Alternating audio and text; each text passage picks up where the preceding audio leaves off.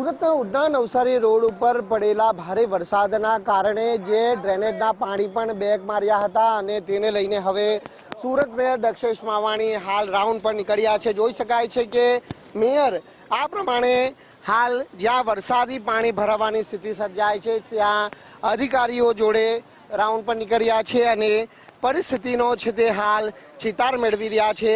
અધિકારીઓ પાસેથી જાણકારી પ્રાપ્ત કરવામાં આવી રહી છે કે પાણીનો શા માટે અહીંથી ઝડપીપણે નિકાલ નથી થઈ રહ્યો, ત્યારે અધિકારીઓ પણ હાલ મોજૂદ છે અને જોઈ શકાય છે કે અહીં તેઓ દ્વારા જે ચર્ચા વિમર્શ કરવામાં આવી રહી છે। જે ઇન્ડસ્ટ્રીઝના લોકો અત્યારે વરસાદના સિઝનમાં અનટ્રીટેડ પાણી છોડી મૂકે છે, એના હિસાબે લાલ પાણી આવ્યું છે।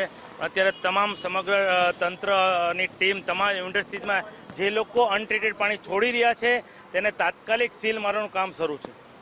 બેક મારવાનું કારણ કે અત્યારે મોન્સૂનની સિઝન છે એટલે એ લોકોને ટ્રીટેડ કરીને જ પાણી છોડવાનું હોય, પણ મોન્સૂનનો લાભ લઈને અત્યારે ઘણી ઇન્ડસ્ટ્રીઝ અનટ્રીટેડ પાણી ડ્રેનેજમાં છોડી રહી છે। એટલે તમામ આરોગ્યનું તંત્ર તમામ ઇન્ડસ્ટ્રીઝમાં અત્યારે જે ઇન્ડસ્ટ્રીઝમાંથી પાણી આવી રહ્યું છે તેના આઉટલેટ ચેક કરે છે અને તે ઇન્ડસ્ટ્રીઝને અત્યારે સીલ મારવાનું કામ શરૂ।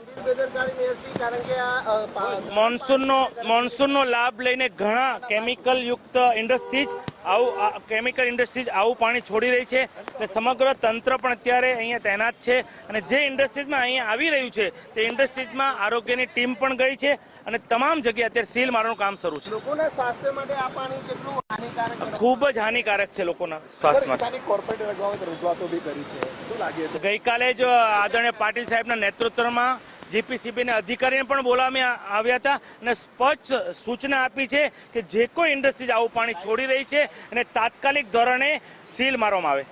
બિલકુલ, મેયરનું કહેવું છે કે અનટ્રીટેડ પાણી છે તે કેટલાક ઔદ્યોગિક એકમો દ્વારા છોડવામાં આવી રહ્યું છે અને તેને લઈને જે તમામ આઉટલેટ ચેક કરવામાં આવી રહ્યા છે કે જે ઔદ્યોગિક એકમો દ્વારા આ જે અનટ્રીટેડ પાણી છે તે વરસાદી પાણીના અંદર છોડવામાં આવી રહ્યું છે તેવા ઔદ્યોગિક એકમોને શોધી અને કાર્યવાહી કરવા માટેના આદેશ પણ આપી દેવામાં આવ્યા છે।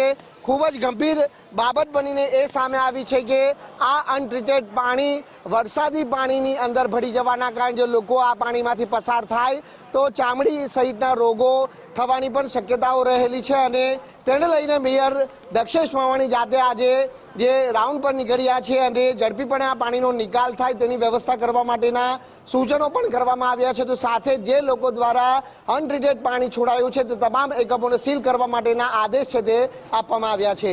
કેમેરામેન વિરલ વ્યાસ સાથે રાકેશ બ્રહ્મભટ્ટ, ગુજરાત ફર્સ્ટ, સુરત।